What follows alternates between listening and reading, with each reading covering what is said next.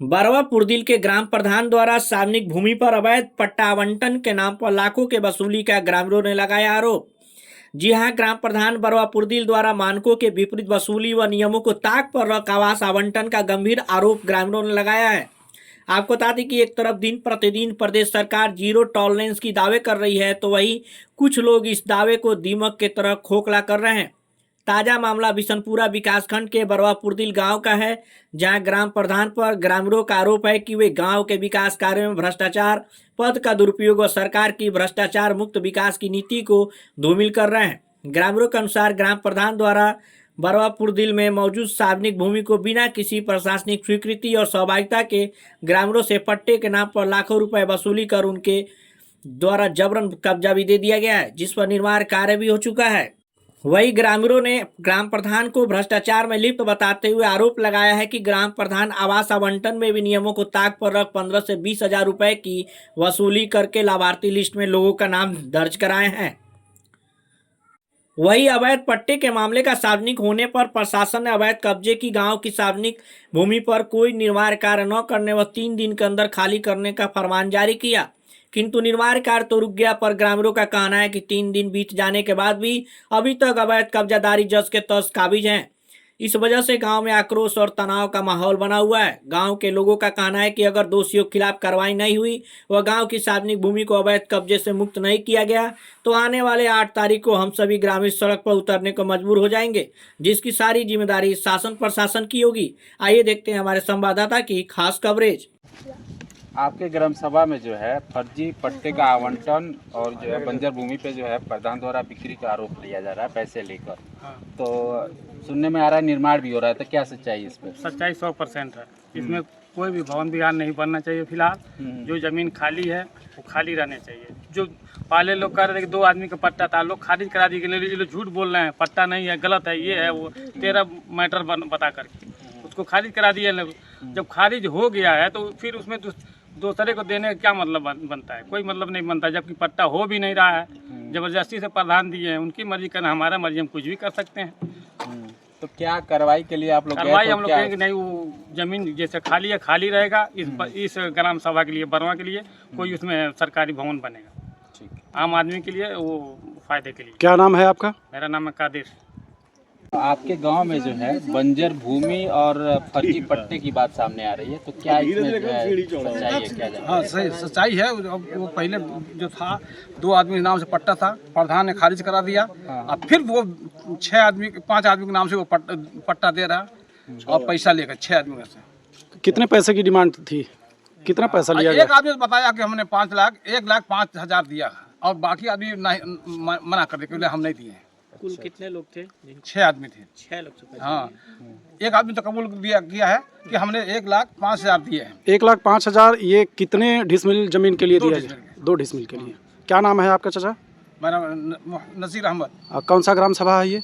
बरवा पुरदिल के गांव में जो है फर्जी पट्टा आवंटन प्रधान द्वारा और बंजर की भूमि पे अवैध रूप से निर्माण किए जाने के मामला सामने आ रहा है। इसमें जो है आप लोगों द्वारा जो है डीएम को अवगत भी कराया गया है ज्ञापन के द्वारा, तो क्या इसमें सच्चाई है? सच्चाई है यही कि सर, यह ज़मीन बंजर के नाम से अंकित कराने के लिए प्रधान ही इस पर निरस्त कराए हैं और इस ज़मीन को 1-1 लाख 20-20 हज़ार रुपया लेकर इसको किसी को दे रहे हैं, पट्टे के नाम पर दे रहे हैं, मगर पट्टा हो नहीं रहा है। इस पर लेखपाल द्वारा इन 6 लोगों पर मुकदमा दर्ज कराने की बात भी आई थी और 12 घंटे इन लोगों को थाने में भी बैठाया गया था। अभी तक वो बोले थे लेखपाल साहब कि यह 3 दिन में खाली हो जाएगा, अभी तक खाली नहीं हुआ। केवल प्रधान अपने दबदबे की वजह से अभी तक खाली नहीं कराए हैं।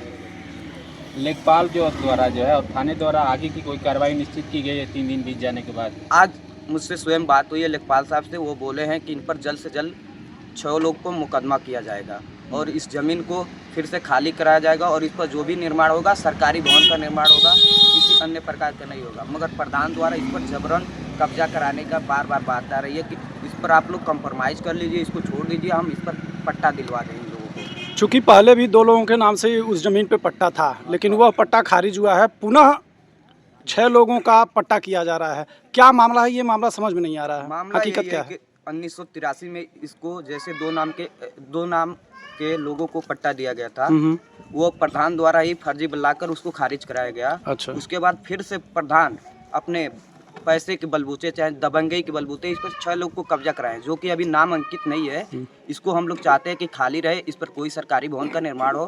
प्रधान अपने दबंगई के द्वारा कोई भी सरकारी जमीन पर अपना रोब न जमाए, जो भी काम कराना हो सरकारी काम कराए, अनदर कोई काम न कराए, किसी को पट्टा न दे, क्योंकि अभी कुछ समय बाद आने वाला है चुनाव की वो लालच में ये सब कर रहे हैं। कुछ बातें आ रही हैं पैसे की लेन देन की जमीन के मामले में, क्या सच्चाई है पैसे की?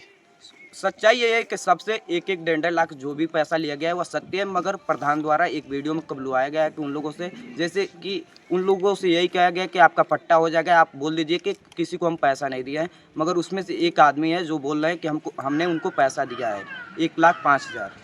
क्या नाम है उनका? उनका नाम है हजरत शाह।